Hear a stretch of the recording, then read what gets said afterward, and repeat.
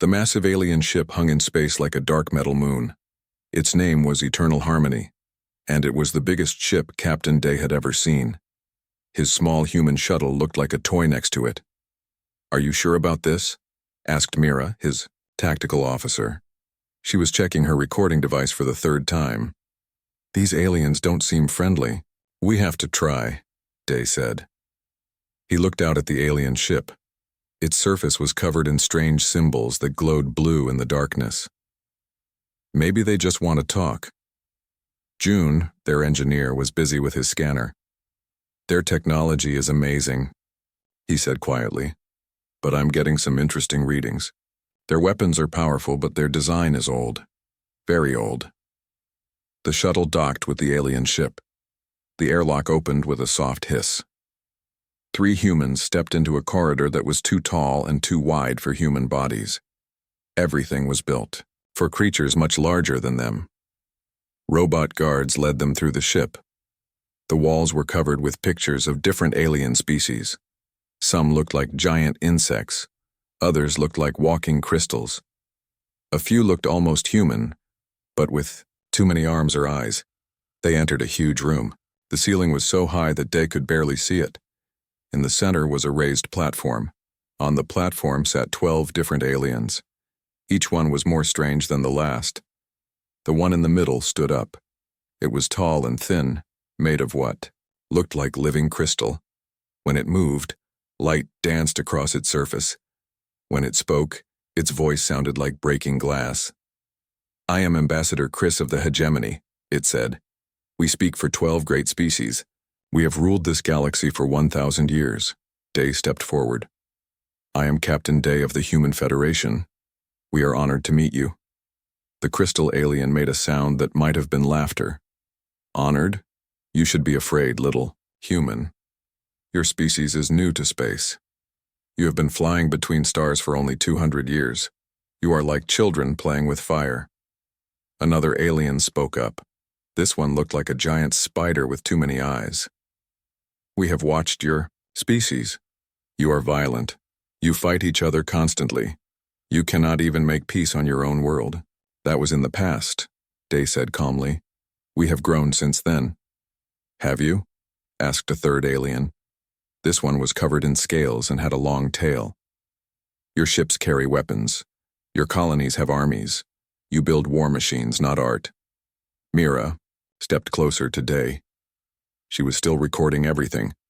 Her device was small and hidden, but it was catching every word. Ambassador Chris raised one crystal arm. The room became quiet. "We did not bring you here to debate. We brought you here to give you a choice. The hegemony offers protection to new species, but protection has a price." "What kind of price?" Day asked. "You will give us 80% of your star systems. You will send us 10 million humans every year to work in our factories and mines. You will obey our laws and follow our rules. In return, we will protect you from the dangers of the galaxy." The room was silent. Day looked at his 2 companions. Mira's face was calm, but her eyes were angry. June was still scanning, but his hand was now near his weapon. "And if we refuse?" Day asked. The crystal alien's light grew brighter. "No species has ever refused. The hegemony is the strongest power in the galaxy. We have millions of ships. We control millions of worlds. We can destroy your entire species with a single command." Day nodded slowly. "I see. You want us to be your slaves." "We prefer the term protected vassals," said the spider alien. "You will be safe.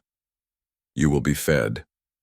You will serve a purpose greater than your small species could ever achieve alone." "How generous," Day said. His voice was still, calm, but there was something cold in his eyes now. "And how long do we have to make this decision?" "You will decide now," Ambassador Chris said. "Here, today. Your answer will determine the fate of your species." Mira moved her recording device slightly. She wanted to make sure it caught the aliens' faces when they heard the answer. June finished his scan. He had learned a lot about the alien ship. Their weapons were powerful, but their design was thousands of years old. They had not improved their technology in a very long time. They had become comfortable. They had become lazy. Day stood up straighter. I have consulted with my companions. We have reached a decision. Good, said Ambassador Chris. You will accept our generous offer. We respectfully decline, Day said. The room exploded with sound. The 12 aliens all began talking at once. Some were angry, some were confused, some seemed afraid. Impossible, shouted the spider alien. No species refuses the hegemony. You must reconsider, said the scaled alien. You do not understand. What you are doing, Ambassador Chris raised both arms. The room became quiet again. You have made a mistake, human. A terrible mistake. Do you know what you have just done? Yes, Day said. We have chosen freedom over slavery. We have chosen dignity over safety. We have chosen to remain human. The crystal alien's light turned red. You have chosen war. You have declared war on the greatest power in the galaxy. You have signed the death warrant of your entire species. Have we? Day asked. Or have you? The question hung in the air. None of the aliens understood what he meant. You came to us, Day continued. You demanded that we surrender. You threatened to destroy us if we refused. Who exactly declared war? On whom? Ambassador Chris leaned forward. We are the hegemony. We have conquered 1,000 species. We have never lost a war. What makes you think your pathetic little species can stand against us? Day smiled.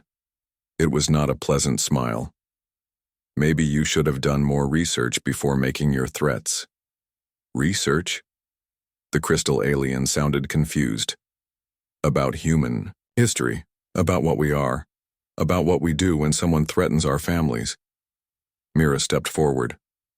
The recording is complete, she said. Every word, every threat, every demand for surrender. June nodded. I have scanned their ship. Their technology is impressive, but it is old. They have not innovated in centuries. They have become weak through easy victories. Ambassador Chris stood up. Guards, arrest these humans, they are spies. But the humans were already moving toward the exit. Day turned back one last time. Ambassador Chris, he said, you wanted to know what makes us think we can stand against you. Here is your answer. You have never faced a species like us. You have conquered farmers and merchants and philosophers. You have never conquered warriors. Warriors? The crystal alien laughed. You think you are warriors? We have seen your ships. We have counted your weapons. You have barely left your home system. Yes, Dai said. We are new to space, but we are very, very old at war. The humans left the room. The aliens watched them go. None of them understood what had just happened. Back on their shuttle, Mira sent the recording to Earth. June transmitted his scan data. Dai sent a simple message to Admiral Hana. Negotiations failed. They chose war. The reply came back quickly. Understood. Protocol 7 is now active. Come home, Captain. We have work to do. As the human shuttle flew away from the eternal harmony, Ambassador Chris stood in his great hall. He was still confused by what had happened. Contact the war fleet, he told his aide. We will show these humans what happens when someone defies the hegemony. The aide bowed. How many ships should we send, Ambassador? All of them, Chris said. Every ship we have. We will crush them so completely that no other species will ever dare to refuse us again. What Ambassador Chris did not know was that humanity had been preparing for this moment for 200 years.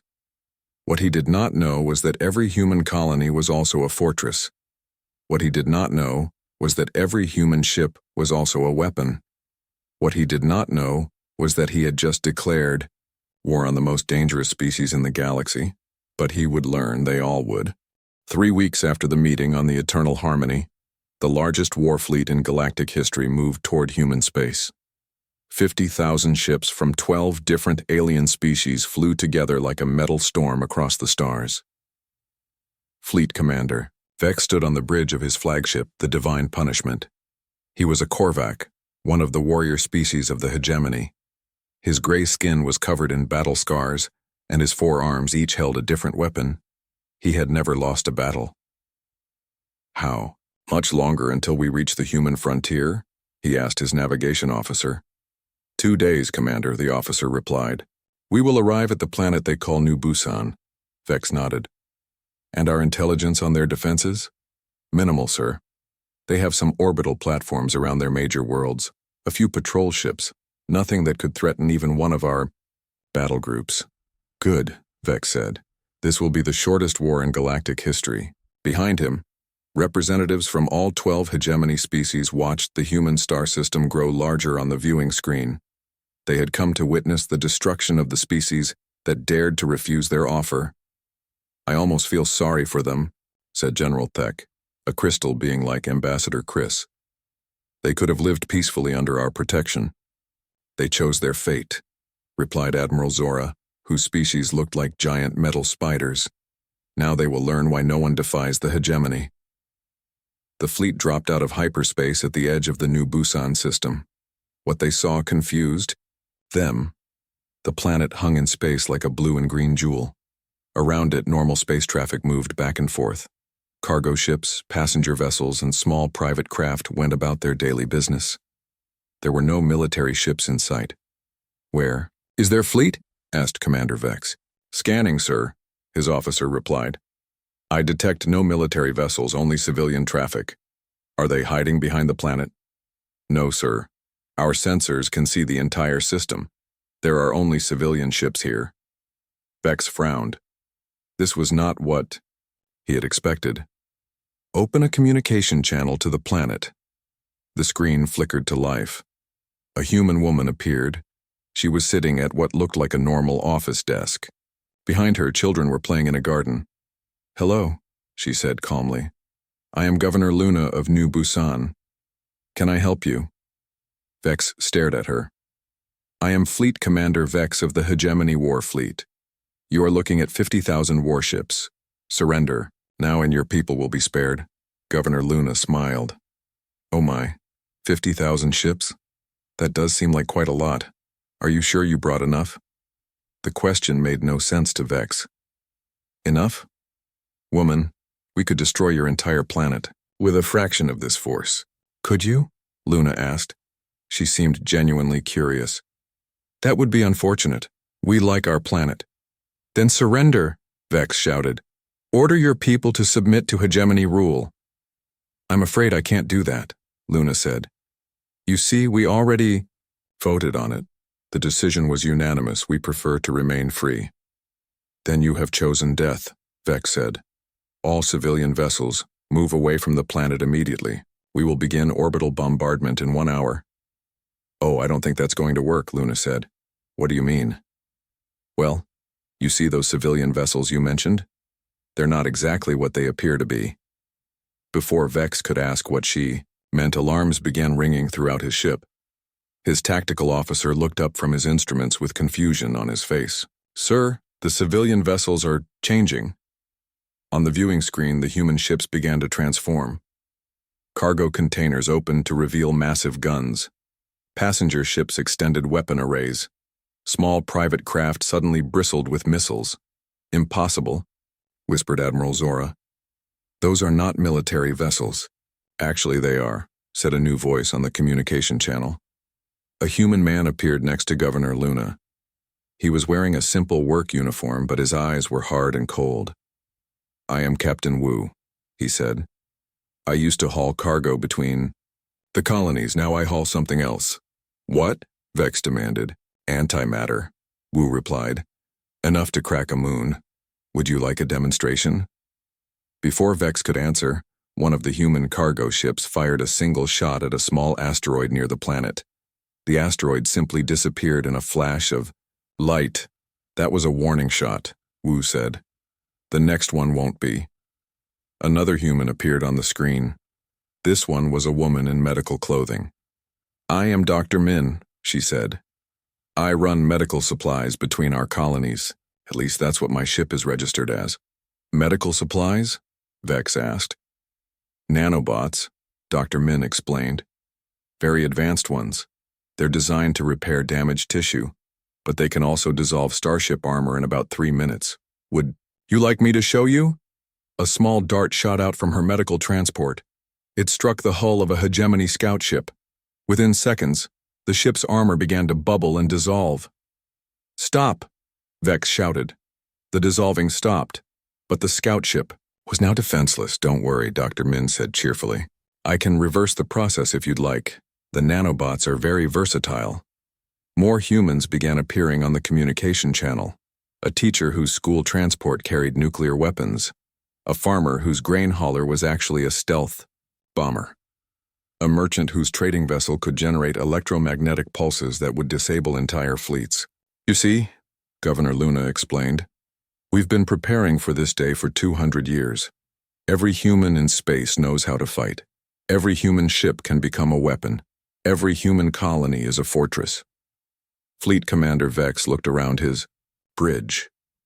His officers were staring at their instruments in disbelief. The 50,000 ships of the hegemony fleet were surrounded by what appeared to be ordinary civilian vessels, but each of those vessels was now revealed to be a deadly weapon. How many ships do you have? Vex asked quietly. In this system? About 3,000, Captain Wu replied. Not very many, really. 3,000 against 50,000, Vex said. You cannot win. Can't we? Asked a new voice. A young human woman appeared on the screen. She was wearing a simple jumpsuit, but something about her made Vex's blood run cold. I am Commander Yun, she said. I coordinate the defense of this system. Fleet Commander Vex, do you know what the biggest mistake of your invasion is? What? Vex asked, though he was not sure he wanted to know. You assumed we would fight fair, Yun replied. That was when the first hegemony ship exploded, then the second, then the third. The human ships were not fighting like any military force Vex had ever seen. They did not form battle lines or follow standard tactics. Instead, they fought like a swarm of angry insects. They appeared from nowhere, struck hard, and disappeared before the hegemony ships could respond. Impossible, Admiral Zora shouted. Our shield should protect us. From conventional weapons, yes, Commander Yun agreed. But we don't use conventional weapons. A group of human ships suddenly appeared in the middle of the hegemony formation. They had been hiding inside the local star's corona, using the heat and radiation to mask their presence. We've had 2 centuries to study galactic warfare, Yun continued as more hegemony ships exploded around them.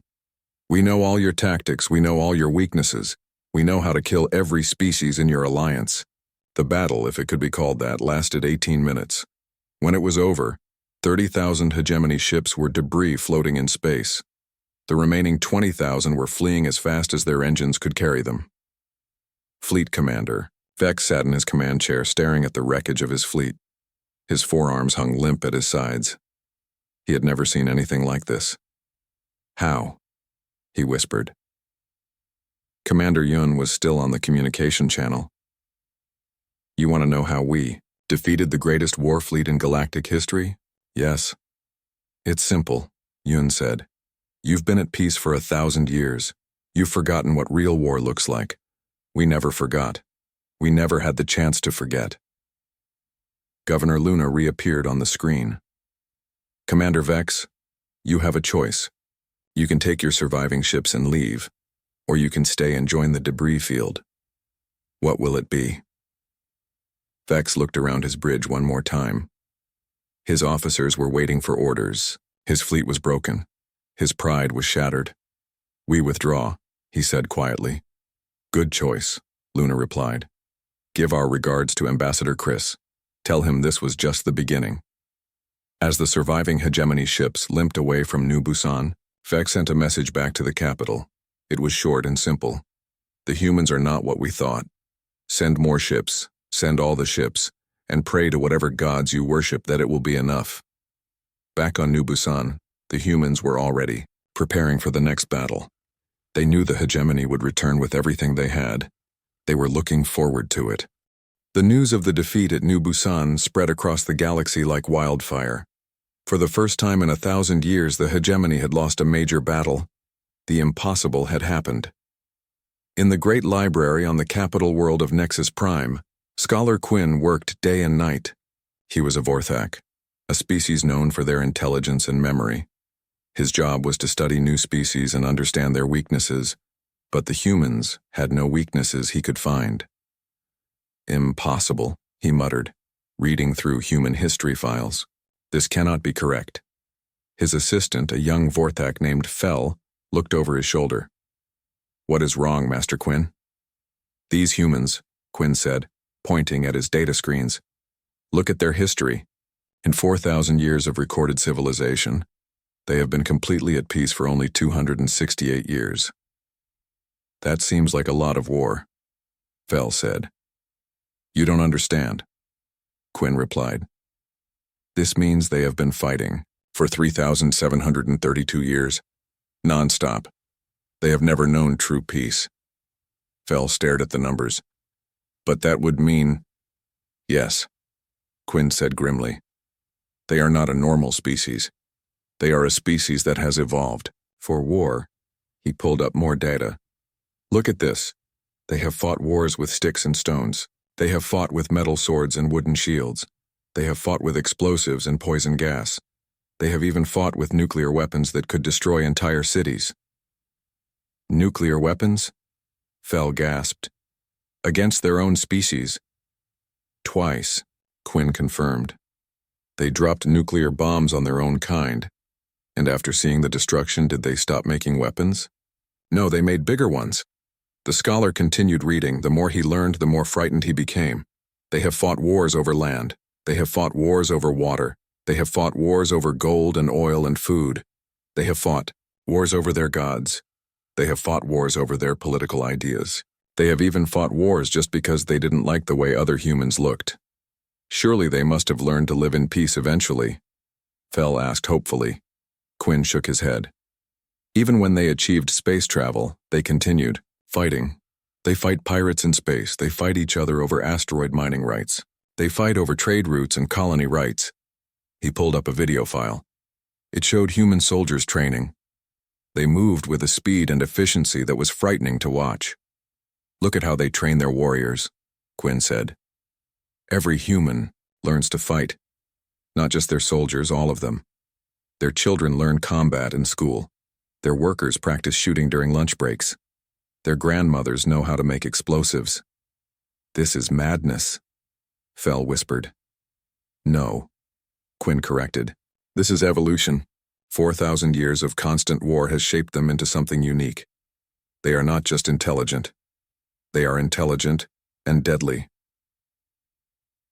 Meanwhile, in a prison cell on the hegemony world of Kalar 7, Captain Nam sat calmly while his alien captors questioned him. He had been captured during a patrol mission 3 days after the Battle of New Busan. His interrogator was a Zelkan, a species that looked like a cross between a lizard and a bird. Commander Reth had been questioning prisoners for 50 years, but he had never met anyone like this human. You seem very relaxed for a prisoner of war, Reth observed. Nam shrugged. I've been in worse places. Worse than a hegemony prison? Much worse, Nam replied. I once spent 3 months hiding in a swamp on Kepler 442b. The local predators there eat anything that moves. This place is quite comfortable by comparison. Reth frowned. You are not afraid? Of what? Of death, of torture, of never seeing. You're home again. Nam considered this. Commander Reth, how old are you? What does that matter? Just curious. You look like you've lived a long life. I am 143 years old, Reth said proudly. And how many wars have you fought in? Wars? Reth looked confused. None. The hegemony has been at peace for over 1,000 years. Nam nodded. I thought so. I'm 32 years old, Commander. I've fought in 6 wars. 6 wars? Impossible. Your species has only been in space for 200 years. Space wars, yes. But before that, I fought in the water wars on Mars, the colony rebellion on Europa, the mining conflicts in the asteroid belt, the pirate wars around Jupiter. The trade, Route disputes near Saturn. And now this war with you. Reth stared at him. You have been fighting your entire adult life? More or less, Nam agreed. Most humans have. It's just what we do. But why? Why do you fight so much? Nam thought about this for a moment. It's hard to explain to someone who has never experienced it. Fighting is how we solve problems. It's how we test ourselves. It's how we become stronger. That sounds horrible. Does it? Nam asked. Let me ask you something, Commander. When was the last time your species faced a real challenge? When was the last time you had to struggle for anything? Reth couldn't answer. You've been comfortable for 1,000 years, Nam continued. You've had peace and plenty and safety. And now you can't understand why we won't just give up and surrender. You think we're crazy, aren't you? Nam smiled. Maybe. But being crazy has its advantages. You know what the real difference is between us and you? What? You fight to conquer. We fight to survive. And survival makes you very, very good at fighting. While Nam was having his conversation, human fleets were appearing throughout hegemony space. They didn't attack planets or colonies. They simply destroyed military bases and disappeared. Admiral Hana's strategy was working perfectly. Show the enemy that nowhere was safe. Prove that humans could strike anywhere at any time. Captain Jai led a squadron of stealth ships to the fortress world of Dacron Major. The planet was supposed to be impregnable. It had energy shields that could stop a meteor strike. It had weapon platforms that could destroy a fleet. It had never been successfully attacked. It took Jai's squadron 12 minutes to reduce it to scrap metal. How did they do it? Ambassador, Chris demanded when he received the report. Unknown, sir, his aide replied. The fortress had no time to send a distress signal. We only know it was destroyed because we lost contact. And the Kalar 7 prison? Also destroyed, sir. All prisoners were rescued, including the human they were holding. Chris felt something he had not experienced in centuries. Fear. Sir, his aide continued, there's something else. We've been receiving reports from all over the galaxy. Human ships are appearing in systems that should be impossible for them to reach. They're striking targets we didn't even know they knew about. How many ships are we talking about? That's the problem, sir. We don't know. They never fight in large groups. A few ships here, a few ships there. But they're everywhere. Commander Yuna was leading one of these small groups. Her 3 ships were currently hiding in the rings of a gas giant in the hegemony's core systems. They had been there for 6 days, watching and waiting. Target acquired, her weapons officer reported. Hegemony supply convoy, 12 ships, carrying weapons and ammunition to the frontier fleets. Perfect, Yuna said. Remember, we want survivors. We want them to spread the word. Yes, ma'am.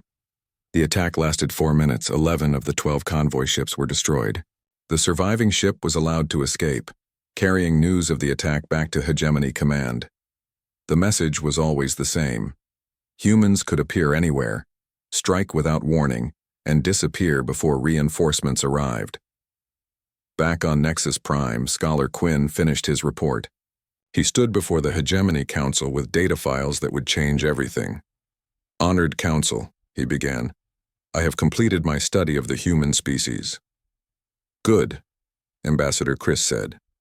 Tell us their weaknesses, so we can exploit them. That is the problem, sir, Quinn replied. They have no weaknesses, not in the way we understand them. Explain. Humans are not like other species we have encountered. Most intelligent species develop civilization by learning to cooperate and avoid conflict. Humans develop civilization while fighting constant wars. War is not something they do. War is what they are. The council chamber was silent. They have been shaped by 4,000 years of combat. Every aspect of their society, their technology, their thinking, is designed around the concept of fighting and winning. They don't just know how to make war. They are war made manifest. You're saying they cannot be defeated? Asked Admiral Zora. I'm saying we are not fighting a normal species, Quinn replied. We are fighting the galactic equivalent of a military academy, that has been training for 4 millennia. Every human is a potential soldier. Every human ship is a potential weapon. Every human world is a potential fortress. Then what do you recommend? Scholar Quinn looked around the council chamber at the 12 most powerful beings in the galaxy. They were waiting for him to tell them how to win a war against humanity. I recommend, he said quietly, that we surrender. The chamber erupted in angry voices, but Quinn's words hung in the air like a death sentence. Outside, in the darkness of space, human ships continued their relentless campaign. They struck and vanished, struck and vanished, like ghosts made of metal and fire. The galaxy was learning a hard lesson about human nature, and the lesson was far from over. The Hegemony Council ignored Scholar Quinn's advice to surrender. Instead, they decided to end the war with one massive attack. They would gather every ship they had and destroy Earth itself. Operation Final Storm will use 200,000 ships, Ambassador Chris announced to the assembled fleet commanders. We will jump directly to the Sol system and glass the human homeworld. Without Earth, the humans will have no choice but to surrender. Fleet Commander Vex, still bitter from his defeat at New Busan, nodded grimly. This time we will not underestimate them. We will bring overwhelming force. Exactly, Chris agreed. No human tricks can defeat 200,000 ships. This war ends now. What the Hegemony did not know was that Captain Bomb had been listening to every word. He sat in a small cafe on Nexus Prime, looking like just another alien traitor. But Captain Bomb was not what he seemed. He had been living undercover in Hegemony space for 15 years. So had 3,000 other humans. They ran shops, worked in factories, and served drinks in bars. They were invisible, ordinary, and completely forgotten by the aliens around them. But they were all soldiers. Message sent. Bomb whispered into his hidden communicator. Final Storm launches in 6 hours. 200,000 ships heading for Earth. On Earth, Admiral Hana received the message in her command center deep beneath the Atlantic Ocean. Around her, hundreds of humans worked at control stations that had been built decades ago for exactly this moment. So they're bringing everything, she said calmly. Good. It's time to end this. Admiral, asked her aide, should we evacuate the outer colonies? Pull back our fleets to defend Earth? Hana smiled. It was not a kind smile. No. Let them come. They want to see what humans can do when we're truly angry. They're about to find out. The Hegemony fleet assembled at the edge of Hegemony space. 200,000 ships from 12 different species. It was the largest military force ever gathered in galactic history. As they prepared to jump to Earth, their sensors detected something impossible. The space around them was empty. There were no human ships visible anywhere. Where are they? Demanded Admiral Zora from her command ship. Unknown, replied her scanner officer. We detect no human vessels in this system. They must be hiding behind asteroids or planets, suggested another commander. Impossible, Zora said. Our sensors can detect a ship behind a star. There are no humans here. She was wrong. As the Hegemony fleet entered hyperspace, heading for Earth, human ships began to appear around them. They came from inside asteroids that had been hollowed out decades ago. They rose from the atmospheres of gas giants where they had been hiding in the storms. They decloaked in the middle of the alien formations. Dr. Kai had made it possible. His impossible technology could stop ships from entering hyperspace. The alien fleet found itself trapped in normal space, surrounded by enemies they couldn't see coming. Battle stations, Admiral Zora shouted as human ships appeared on all sides. But the humans weren't fighting like any fleet the aliens had ever seen. They moved like a living thing, flowing around the enemy formation like water around rocks. When the aliens turned to fight one group, another group would hit them from behind. How are they coordinating? Vex demanded from his ship. There are too many of them to coordinate this perfectly. He didn't understand that every human ship was connected to every other human ship. They shared information instantly. They thought as one mind with thousands of bodies. Captain Day, the diplomat who had started this war, now commanded a battle group of stealth destroyers. Target their command ships first, he ordered. Cut off their heads. His ships fired weapons the aliens had never seen before. Missiles that could think for themselves, energy beams that bent around shields, projectiles that phased through solid matter. The hegemony fleet was larger, but the humans had been preparing for this battle for 200 years. Every weapon, every ship, every tactic had been designed for this moment. Impossible, General, Thek screamed as his flagship shook under human fire. Their technology should not be this advanced. What he didn't know was that humans had been stealing alien technology for decades. Every trade agreement, every diplomatic meeting, every prisoner exchange had been a chance to learn something new. But more than that, humans had been improving everything they stole. The aliens had grown comfortable with their old technology. Humans never stopped making it better. Commander Seo led a squadron of human fighters that moved too fast for alien eyes to follow. Her ships were small, but they hit like hammers. She spoke to a captured alien admiral as her fighters destroyed ship after ship around them. "You want to know why you're losing?" she asked through the communication channel. "How?"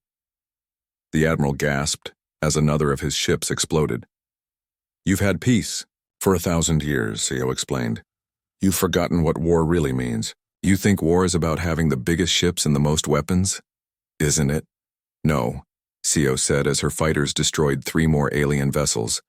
"War is about wanting to win more than your enemy does. War is about being willing to do anything to protect what you love. War is about never giving up no matter how bad things get. We have more ships than you." "Yes, you do. But you're fighting because you were ordered to. We're fighting because you threatened our families. That makes all the difference." The battle raged for hours.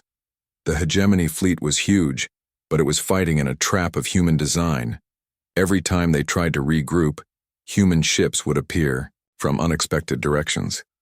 General Ryu commanded the human fleet's main battle line. His ships were older and fewer than the enemy's, but they fought with a precision that amazed even their allies. "Admiral Zora," he said over the communication channel, "you're a good soldier, but you're fighting the last war." "What do you mean?" Zora asked as her ship's shields failed under constant human fire. "You're using tactics that worked against species who fight like you do," Ryu explained. "Species that follow rules, species that fight fair, species that surrender when they're beaten." "And humans don't?"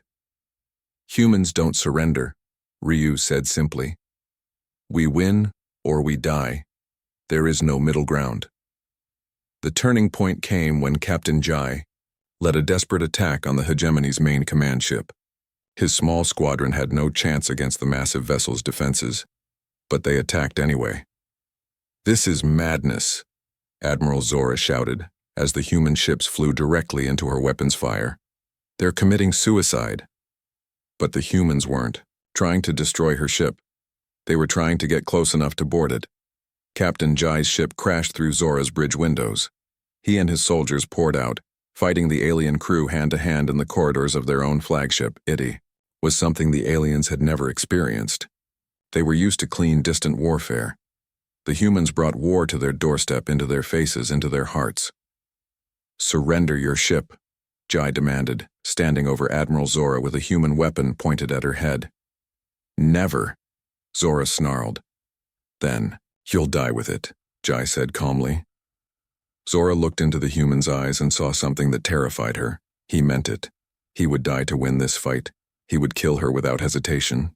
He would do whatever it took. "I surrender," she whispered. The word spread across the hegemony fleet like a virus. Their greatest admiral had surrendered to a handful of human soldiers. The massive fleet that was supposed to conquer Earth began to fall apart. Some ships tried to flee. Human fighters hunted them down. Some ships tried to fight to the death. Human boarding parties took them one by one. Some ships simply shut down their weapons and waited for instructions. The Battle of Proxima Gate lasted 8 hours. When it was over, the hegemony had lost 160,000 ships. The humans had lost 3,000.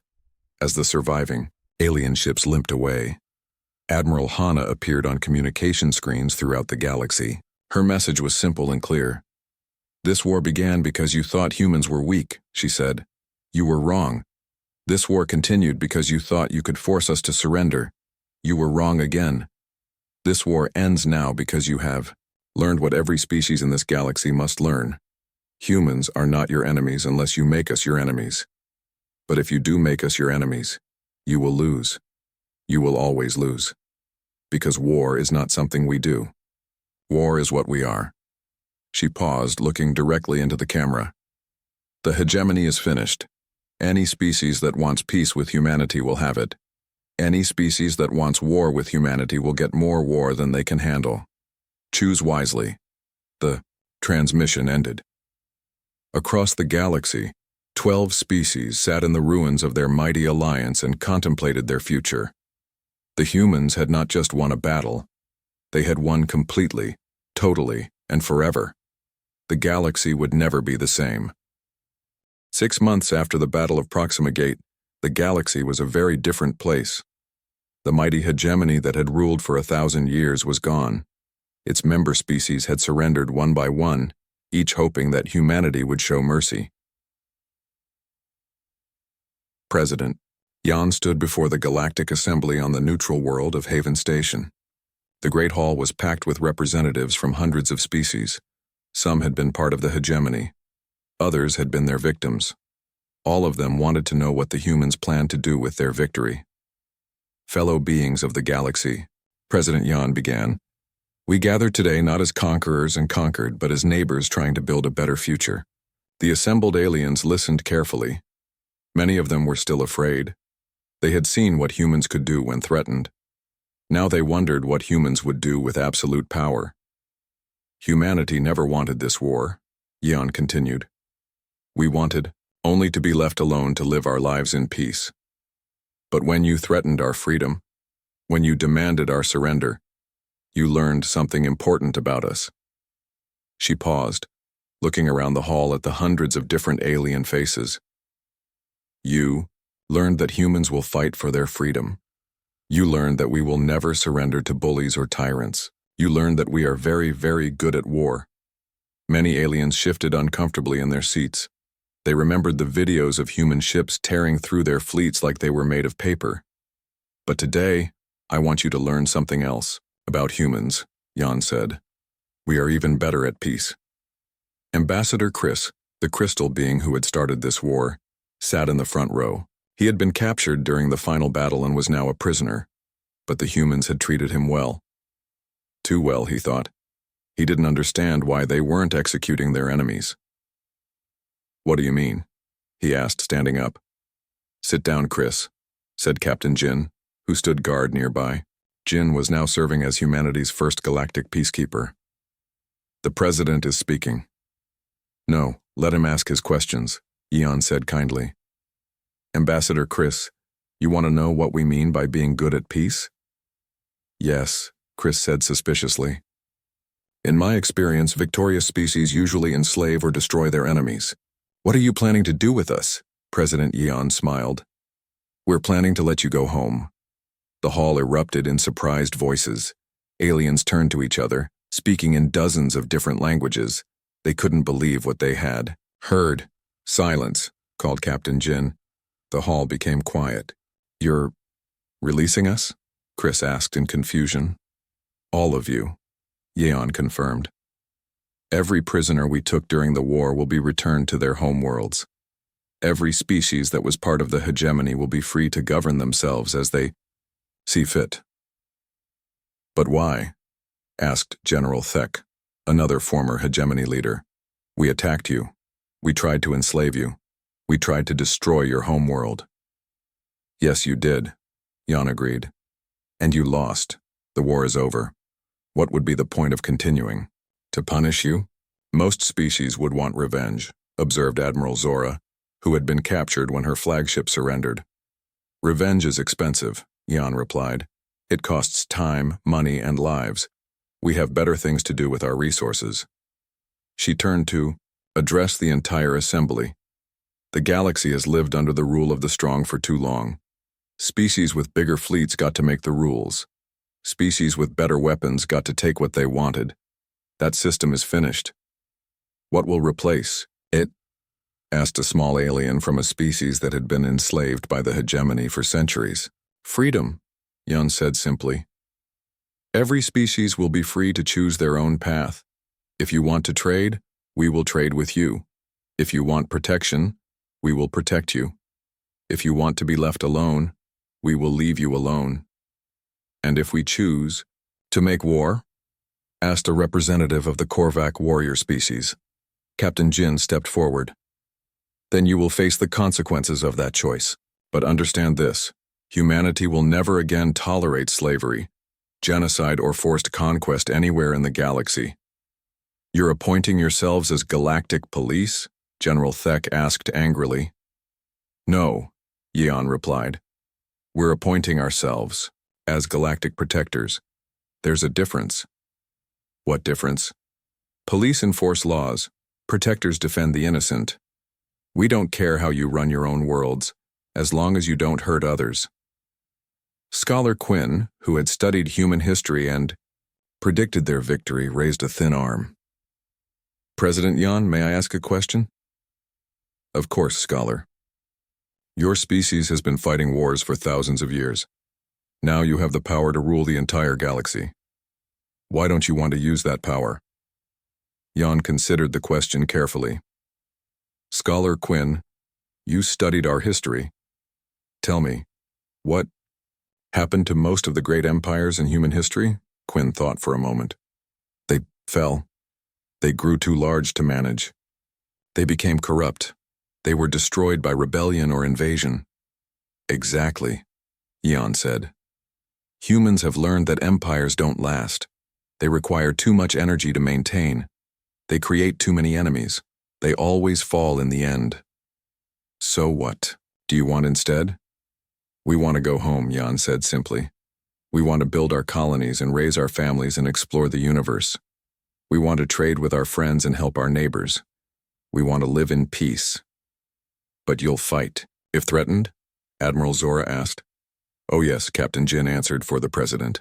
If you threaten innocent people, if you try to conquer your neighbors, if you bring slavery or genocide back to this galaxy, you will find out exactly why the hegemony lost this war. Is that a threat? Demanded General Thek. It's a promise, Jin replied calmly. President Yan raised her hand for silence. Let me be very clear about humanity's position. We offer 3 things to every species in this galaxy. She held up one finger. First, friendship. We will trade with you, share knowledge with you, and help you when you need help. A second finger. Second, protection. If someone attacks you, if someone tries to enslave you, if someone tries to destroy you, we will defend you.